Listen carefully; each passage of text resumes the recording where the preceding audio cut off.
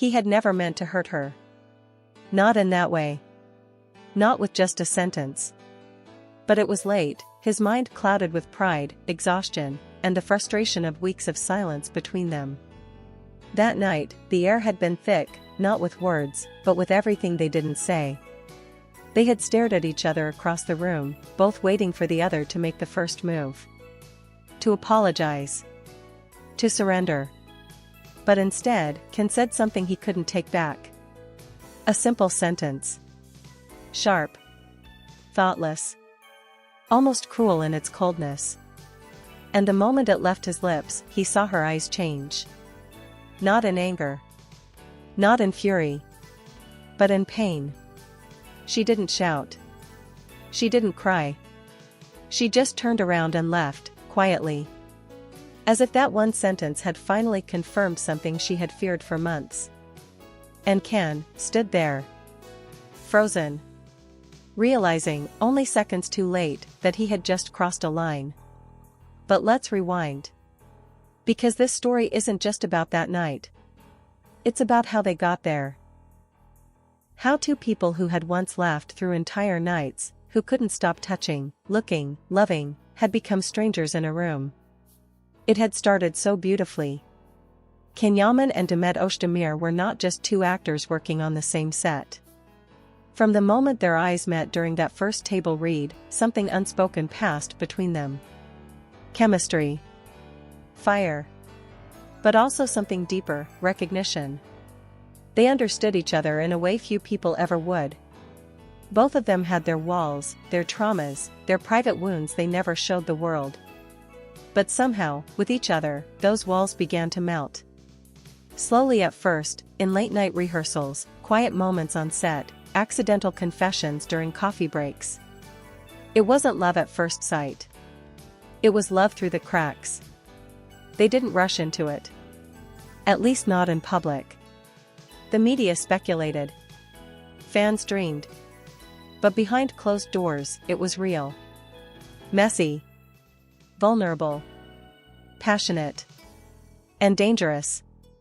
Because what burns bright sometimes burns too fast. The night he said that sentence was not their first fight. Not even their worst. But it was different.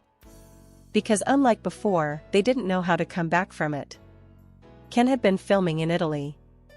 Demet was busy with her own projects in Istanbul.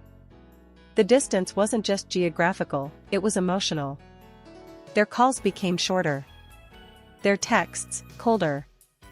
The intimacy they once shared was being replaced by formality, by polite phrases that used to mean everything, now reduced to empty words. She had waited for him to notice. To realize that she wasn't okay.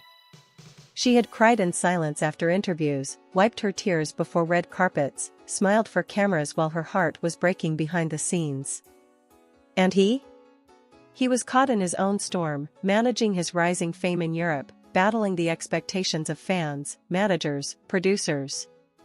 In that whirlwind, he forgot the one person who had stood by him before the world even knew his name. When he returned to Istanbul briefly, they agreed to meet.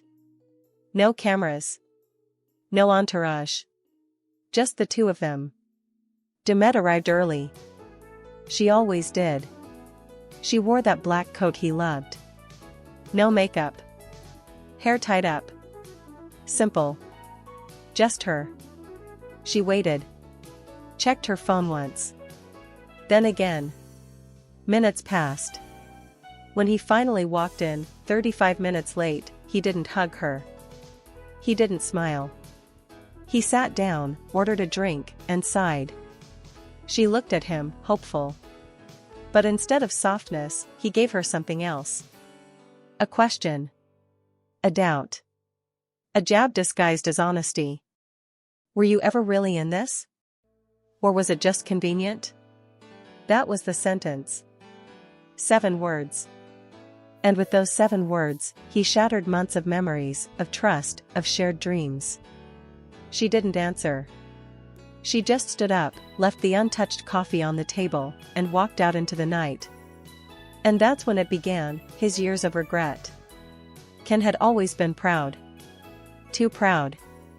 Apologies came hard to him, especially when the wounds were fresh. But the silence after that night wasn't satisfying. It was agonizing. He waited for a message. A call. A sign. None came. Demet had vanished. Not publicly, she was still shining, smiling, working, but from his world, she was gone. He tried to distract himself. Threw himself into new roles. Jet-set across countries. Dated casually. Gave interviews. Smiled on magazine covers. But nothing felt right. Because that one sentence haunted him everywhere. Every time he saw her in the press, he thought, she's moved on. Every time he opened his phone and scrolled through old photos, he whispered to himself, you idiot. Months passed. Then a year. They didn't speak. Until one night, he saw her again. At an award show in Rome. She was presenting. He was receiving. Their eyes met across the stage. And for a brief moment, time stopped. She looked radiant. Composed. Strong. But behind her smile, he saw the wound. The one he had caused.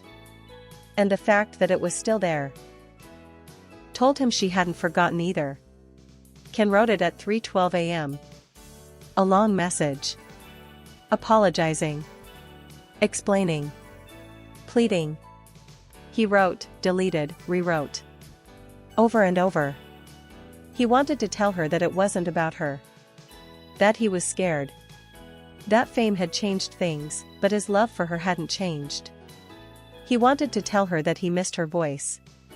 Her sarcasm. The way she'd roll her eyes when he got dramatic. The way she would reach for his hand when she was nervous. But most of all, he wanted to say, I didn't mean that sentence. Not even for a second. He stared at the message for an hour. And then, he didn't send it. Because pride is a terrible thing. Especially when it hides love. She never knew about that message. She went on living. Traveling. Achieving. Smiling. She gave interviews too. When asked about him, she was graceful. Respectful. But distant. There was never bitterness in her tone. Just a quiet ache. As if she had made peace with the fact that some love stories don't end with closure, they just end. Years later, during a rare, raw interview, Ken was asked, what's something you wish you could undo? He paused. Looked down. Laughed nervously. And then he said, there was a sentence I said to someone once. Just one. But it cost me more than I ever imagined. I think I'll regret it for the rest of my life. He didn't name her. He didn't have to. Everyone knew. Because sometimes, the loudest heartbreaks aren't screamed. They're whispered. They're written in a message never sent. In a sentence that should never have been said. In a silence that was never supposed to last years. Because heartbreak doesn't always come crashing down like a storm. Sometimes, it just fades in, quiet, soft, like fog, until one day you realize. They're not coming back. He still dreams of that night sometimes. In the dream, she doesn't leave. She stays. She takes one hesitant step forward. Then another. She looks at him, not with anger, not even with sadness. But with the kind of pain that only comes from loving someone who didn't know how to love you back at the right time. Her eyes, glassy and wet, lock onto his. And in the silence between them, everything they never said hangs heavy in the air. Then she finally speaks. Her voice trembling, almost a whisper. Say it again. This time, mean it. And in the dream, he does. He says all the right things. He tells her she was never convenient, she was everything. He tells her he was scared, not of her, but of losing himself in something that real. He tells her he never stopped loving her, not for a second. In the dream, she cries. But she doesn't walk away. She stays. They hold each other. And for once, there's peace. But then he wakes up. And the bed is cold. Her voice is gone. The message is still unsent. And that one sentence still echoes in his mind. And the only thing left is regret.